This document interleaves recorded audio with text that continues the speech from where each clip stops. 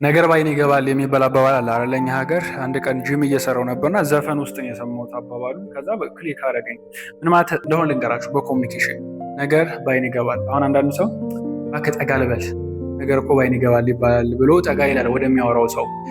ምን ማለቱ መሰላችሁ? ሀሳቡ እንዲገባኝ ሰውየው ሲናገር ልየው፣ ቃሉን ብቻ ድምፁን ብቻ አይደለም የምሰማው፣ ሲናገር ልየው እስኪ ባይኑ እረዳዋለሁ ነው የሚያወራውን ነገር።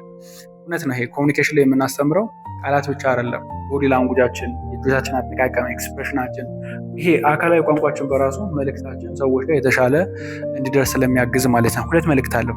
የመጀመሪያው ሰዎችን ስናዳምጥ ቃላቶቻቸውን ብቻ ሳይሆን አገላለጻቸውን የሚያወሩበትን መንገድ ማየታችን ሀሳቡን በተሻለ መንገድ እንድንረዳው ያግዘናል ነው።